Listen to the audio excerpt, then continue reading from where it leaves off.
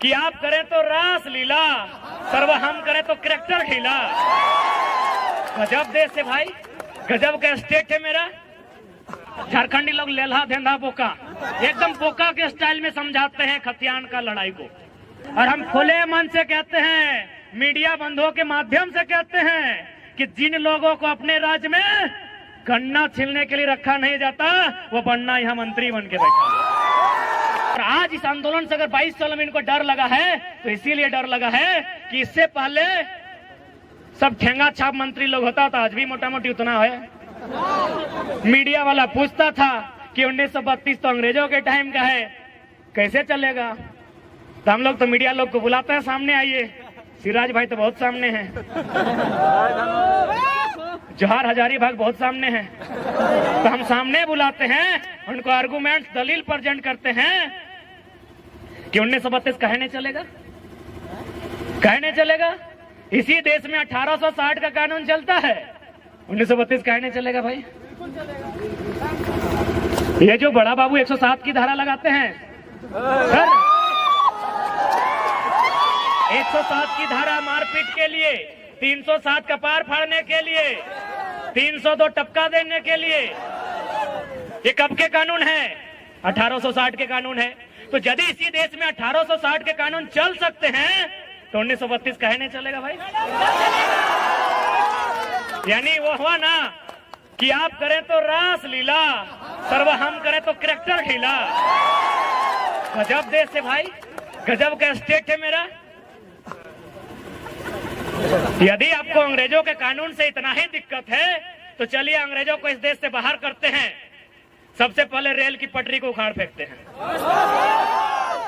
किसका है रेल की पटरी? अंग्रेजों की। एरोप्लेन किसका है? अंग्रेजों का। तो बोलिए इंडियन को कि कुछ नया अपना काम करें। अंग्रेजों का रेल चलेगा, ए मनोज दा, अंग्रेजों का रेल चलेगा, अंग्रेजों का एरोप्लेन चलेगा, अंग्रेजों का खतियान नहीं चलेगा। चलिए अब बोका का जैसा समझाते हैं, मुख्यमंत्री बोलते हैं ना, वो बोका हम लोग का डायलॉग कॉपी कर रहा है, एकदम बोका। झारखंडी लोग लेल्हा धेंधा बोका, एकदम बोका के स्टाइल में समझाते हैं खतियान का लड़ाई को। यदि एक बांस का टुकड़ा को लिया जाए, उस बांस के टुकड़ा को दो भाग में बांट दिया जाए, तो क्या दोनों का रंग बदल जाएगा? बदलेगा नहीं ना। क्या दोनों का गुण बदलेगा? क्योंकि दोनों बांस कभी एक ही बांस था, दोनों बस अलग अलग फाड़ा हुआ है। तो ठीक उसी प्रकार हम भी बिहार से न फाड़ा हुए हैं। तो पता कीजिए बिहार में कौन कानून है। 1932 अगर वहां खतियान का कानून है, तो झारखंड में क्यों नहीं होगा जी? चलिए और एक उदाहरण, जमीन की जानकारी रखने वाले, यदि भाई भाई में जमीन का बंटवारा होता है, हे मिथिलेश दा, भाई भाई में यदि जमीन का बंटवारा है, तो क्या बदलता है? एकड़ डिसमिल बदलता है, खाता नंबर बदलता है क्या? बच्चा है जमीन के मामले, बताइएगा। दो चार को सीनियर लोग, मनोज दा को सीनियर ही मानते हैं, थोड़ा सीनियर माना है भैया भाई के लोग। तो जमीन जो बंटवारा होता है, खाता नंबर बदलता है क्या? नहीं बदलता। कि मेरा 510, पिताजी का 510, तो चार को भाई का 508, 509, 507 होता है क्या? प्लॉट नंबर बदलता है क्या? तो बिहार में अगर 1932 है, तो यहाँ क्या दिक्कत है? ठेठ भाषा में। उसके बाद भी हमने हमेशा मानवता का बात कहा है, आज भी मीडिया के सामने रखते हैं कि जो लोग बाहरी भीतरी का विवाद करते हैं, यदि कुछ लोग ऐसे हैं जिनका अपने राज्य से कनेक्शन नहीं है, ध्यान दीजिएगा, अपने राज्य में कनेक्शन नहीं है, यदि वो बिहार का है, बंगाल का, यूपी का है, छत्तीसगढ़, महाराष्ट्र कहीं का है, लेकिन यदि उसका उस राज्य में कनेक्शन नहीं है, तो आप उसे एक डोमिसाइल 2 के तर्ज पे परिभाषित कीजिए और आप उसको प्राथमिकता नंबर 2 में रखिए। यदि इस भूभाग के अलावा कहीं कुछ नहीं है, लेकिन शर्त है इस भूभाग की भाषा संस्कृति को अपना लिया है, तो आप उसको डोमिसाइल 2 बनाइए, उसके लिए एक टीम बनाइए, एक सर्वे कीजिए, क्योंकि हम भी चाहते हैं कि किसी को निराशा ना हो। लेकिन जो लोग कहेंगे कि दिवाली यहां मनाएंगे और छठ यूपी, बिहार में, बंगाल में, तो भैया माफ कीजिएगा, भाईचारा ज्यादा नहीं, माफ कीजिएगा।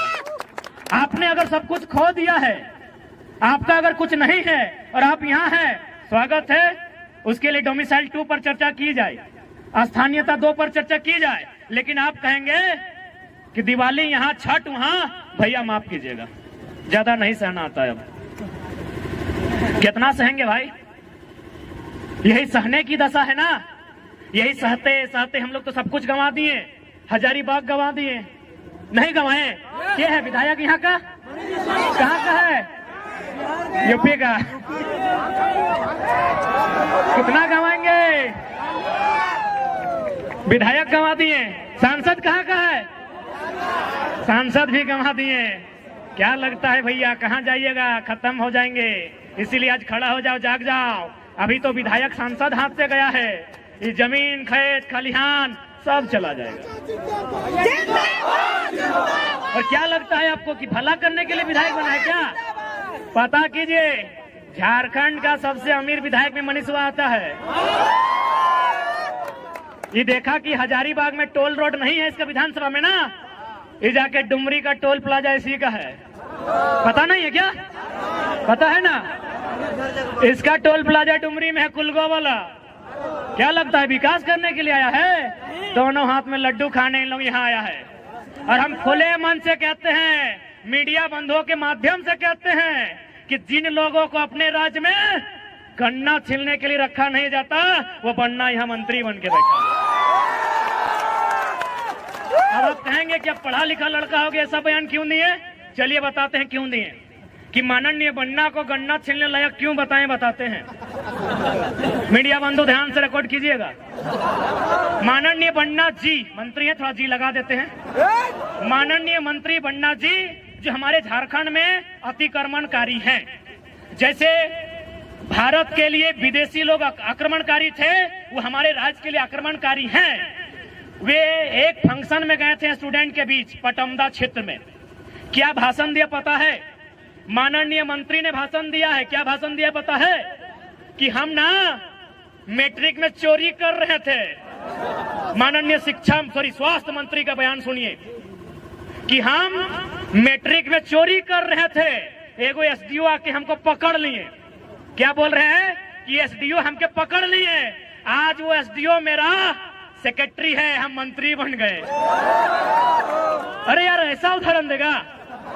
इतना बोका आदमी, इतना बेकार आदमी कैसा उदाहरण दे रहा है? यानी स्टूडेंट को बोल रहा है कि काहे पढ़ाई लिखाई में समय गवा रहा है, चोरी उरी करो, बनना, गन्ना छीलने लायक नहीं थे, बनना बन गए हैं। मंत्री जी के बयान है। इसलिए आज प्रत्येक नौजवान को उस दर्द को आभास करना होगा, आपके माँ के उस सपने को आभास करना होगा कि किस प्रकार माँ ने जूठन खा के अपने पुराने गहने को, पड़ोसी को गिरवी रख के आपको हजारीबाग रांची पढ़ने के लिए भेजा है। आपको पिता के उस सपने का ख्याल करना होगा कि इस प्रकार फटी धोती, फटी गमछी में खेती करके, पैसा जुगाड़ करके आपको हॉस्टल पढ़ने भेजा है। इसलिए आज नौजवानों, आज समय है उलगुलान का, आज समय है जागरूकता का, आज समय है इस लड़ाई को एक दिशा देने का। वरना क्या शौक था 2 बजे रात तक?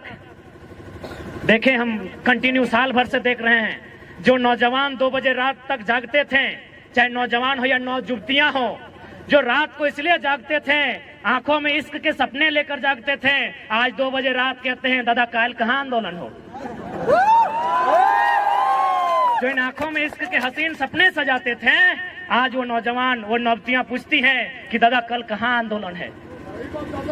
यानी समय की मार ने आज एक युवा जो अपने सुनहरे भविष्य के इरादे लेकर आज हजारीबाग पढ़ने आया है, वह एक सपना लेकर गांव वापस जाता, आज वह क्रांतिकारी, आज वो इनकलाबी हो चुका है, तो कहीं ना कहीं इसका दोषी ये गवर्नमेंट है।